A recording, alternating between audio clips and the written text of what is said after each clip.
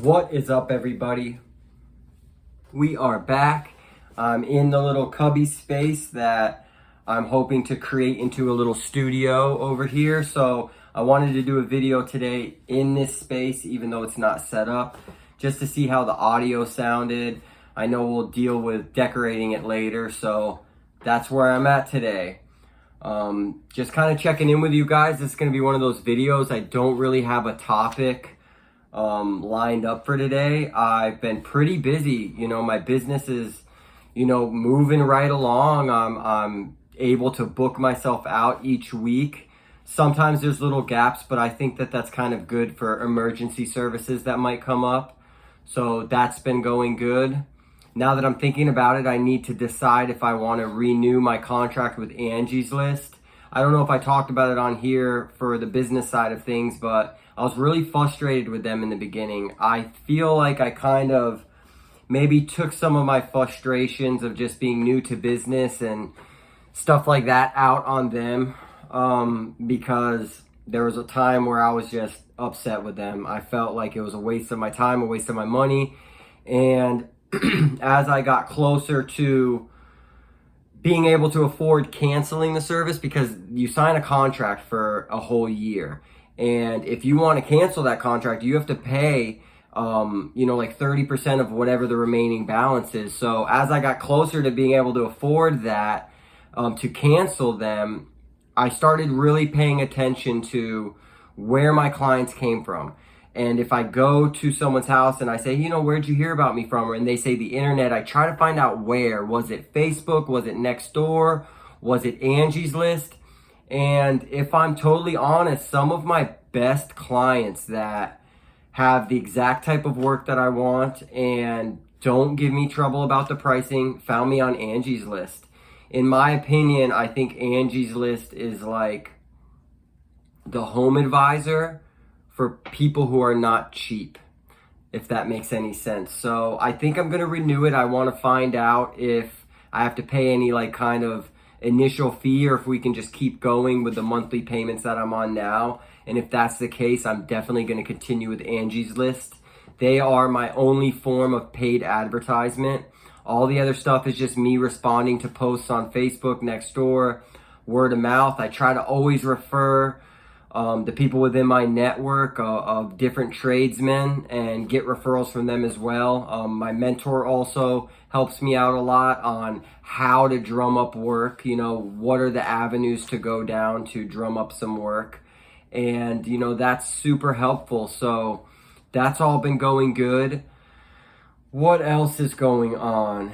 I'm going to physical therapy today again on my elbow. Things are much, much better. I was trying everything. I was doing physical therapy here in Bonita. I was, what else was I doing? Oh, I was trying to supplement with things like magnesium and turmeric. But once I got in contact with this physical therapist who does alternative treatments, oh yeah, that's what I was thinking of. The BPC. I was doing BPC in the elbow. Nothing was really helping. But when I got lined up with this physical therapist that I go to now, he does alternative treatments. So we did that rock tape flossing. I do that twice a day. When I go see him, he usually does some dry needling, and then they hook it up to a kind of like a TENS unit to get some electricity going through there. And he's put me on this supplement regimen, which is CBD, a really high dose of it, because in order to get orthopedic benefits, you need a dose of above, I think it's 3,000 milligrams. I think that's what it is. So I take that, and then I'm using liquid turmeric. He wanted it liquid because he said when you take a pill, you don't really absorb most of it. So the liquid turmeric starts absorbing right in your mouth. And then also one that I honestly believe is a big factor is the nitric oxide beet powder. And I drink that once a day in the morning. I just mix it with a little bit of water because I do not like the way it tastes. But what that's good for is circulation, to get circulation to your muscles and get your muscles healthy. And I've also been drinking a lot more water. So since doing that stuff, man, I've really had some good days. Recovering from any type of injury, there's good days and bad days, but man, it's been really good. So I'm excited to just continue with him. I'll go to him, twice a month for the rest of my life, because he's really helping me. And I think that over time, I can learn these methods so that I can continue to feel good well into, my old age, because that's really the goal. I want to feel good for as long as I can. So that's been going really good.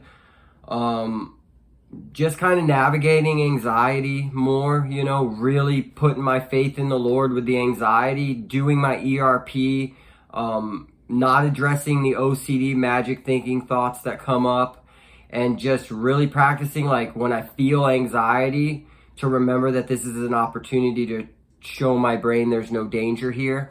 So, just going strong with that stuff. Not every day I'm perfect. Of course, nobody's perfect, but I'm working towards becoming more in control of not my emotions, because I don't know if we're ever really in control of our emotions, but how I react to them. That's a good way to put it. So just going right along. I still need to get out to the St. Matthew's house. I have not forgotten. I will make good on that donation. Things have just been really busy, so that will happen. We will get this studio rocking and rolling. Hopefully that the audio from this video comes out good.